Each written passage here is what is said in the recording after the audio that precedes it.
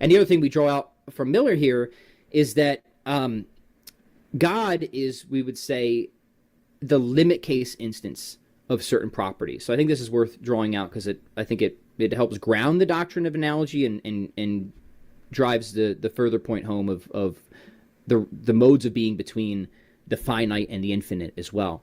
So a lot of people, I think, that aren't classical theists, who don't subscribe to divine simplicity, think of God as just sort of a limit, we would say, simpliciter. He's the highest on a scale, right? But he's still sort of in that or on that scale. A limit case is not like that. So to think of a limit case as something like this. Imagine you have a series of polygons with an increasing number of sides and angles, and you ask, well, what is that ordered towards? And the answer is obvious. It's ordered towards a circle. But the interesting thing about a circle is a circle is not itself a member of that series. And in fact, what's really interesting is that, like, what marks out polygons, the relevant properties are varied to the point of extinction in the limit case of the circle, right? So Miller, and I think this is very true to Aquinas' metaphysics, but Miller's explicit about it, he thinks there's sort of like two really different and irreducible cases of real similarity, right? There's a sort of real similarity where things just share properties in common, but he thinks there's also real similarity between ordered series and the limit case instance of things, right? I mean, it's clear that a circle is the limit case instance of an ordered series of polygons, whereas, say, a standstill is a limit case instance of an ordered series of decreasing speeds, but you can't swap those around, right? It wouldn't make sense that a series of polygons is ordered towards a standstill. No, it's clearly ordered towards a circle, right? Pat, that just blew my mind. Yeah, this is Miller all day long, baby. Like, he's this good, right?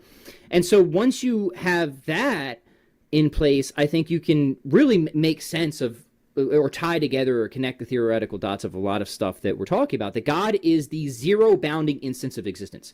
God is the limit case instance of existence, of power, of goodness, and knowledge. And why does this help? Because one of the main objections to divine simplicity is you say that everything in God is God, that power and knowledge are identical in God, but that's false. Look at this battery. I have this battery and it's powerful, but it doesn't have any knowledge. These things are really distinct. That's a confusion, because what Aquinas says, really, to translate it into the language of Miller, is they're not saying that knowledge and power as we commonly understand it are in God and they're somehow identical in God. What's being said is that the limit case instance of power is identical to the limit case instance of knowledge, that something like power is identical to something like knowledge. So you can hold that in the creaturely mode or the finite mode, these things are frequently distinct. Everyone grants that. But if you think that they're ordered towards a limit case, then what you should, and I think this is what a lot of cosmological reasoning is showing you, that there's a limit case instance of these things. Then you should not only think that that the limit case instance of the purely positive properties is contained by God, but actually is God, that they all converge towards the same, one and same limit case, and that the limit case instance of existence is the limit case instance of power, is the limit case instance of goodness, and that is how to understand divine simplicity and start to deal with objections of the identity of divine attributes and stuff like that. But it also clearly commits you to modes of being, right? And a conceptual ordering where something clearly has way more ontological richness in its, we might say, infinite mode or unrestricted mode in comparison to the finite creaturely mode. Is that helpful at all, Swan? Is that...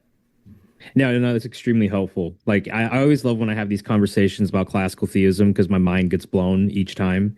And over the years, I've just learned so much from you guys. So, Swan, what that is, that's some mystery being removed. You're getting more of an explanation, right? That's right. That's right.